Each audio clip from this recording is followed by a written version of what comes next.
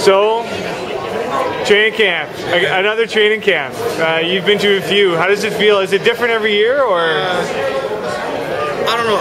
I mean, I think it'll be different with me being in a different atmosphere, in a different environment, as far as learning a new play. But I mean, you're going to run the same routes. It just may be called something different. So that's gonna be the challenge. But with me playing under Marcel before, and Gibson, the offensive coordinator, so I probably would know a little bit of the verbiage already. It's just to get familiar with it and get back into the swing of things. But I'm excited. I'm very excited. I mean, even just meeting Quentin today, and I think we're gonna do some good things this year. You are going to be the veteran quarterback in a group of guys who will not have a lot of CFL experience behind you.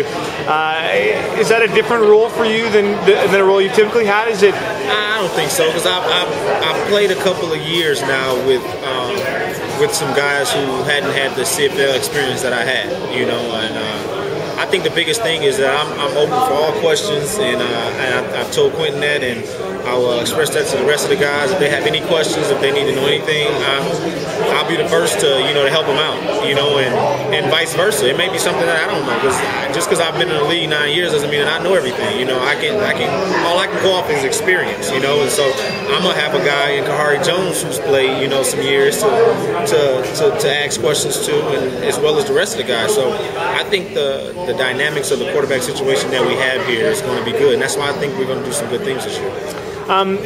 Is it not a difficult situation, but I mean, you are coming in as a veteran, but I mean, no promises have been made in terms of who gets to be the starting quarterback come July 1st, right? I mean, it's not. I mean, when you wake up in the morning and you're given an opportunity to keep playing the game that you love to play, that's enough. That's enough right there to keep me going, and that's how I look at it. I'm not saying that I won't go out and compete, because I am going to compete. That's the type of person I am, and everybody knows that. I'm going to go out and I'm going to compete, and I'm going to go out so I can be the one that's playing every day, and starting, But right now everybody knows the situation that it's Quentin's job, and they've expressed that, and everybody knows that, and I knew that when I signed here. So I signed here for a purpose and for a reason, and that's to get Hamilton to the Grey Cup.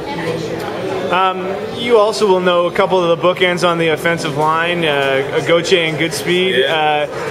Will they make a big difference in terms of sort of the mentality of this offense and the offensive line? I think so, and I will say that they are two.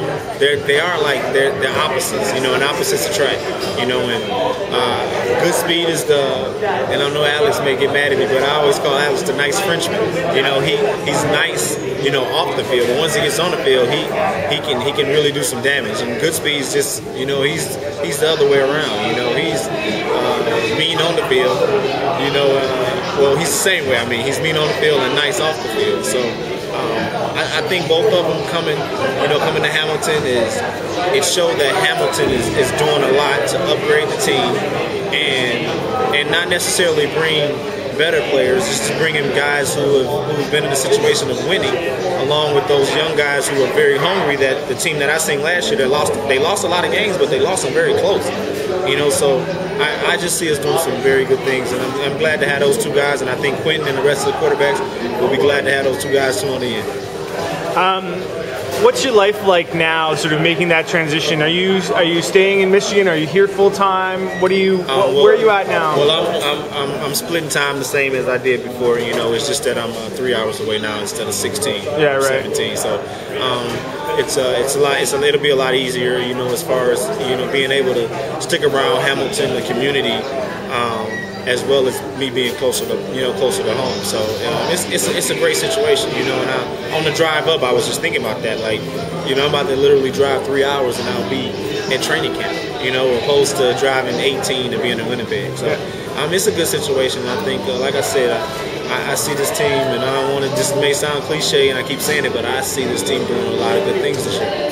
Can you tell me a little bit about what you're doing here today with Tim Hortons? Okay, well, today is camp day, and all the coffee proceeds goes towards camp day, which is to send a underprivileged child to camp. And my thing is whatever I can do to help, I wouldn't call them. They're not. It's not the needy, but the unfortunate.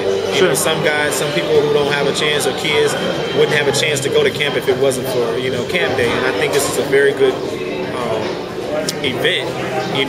That Tim Horton has done, and for me to be a part of. And I think every day should be camp day.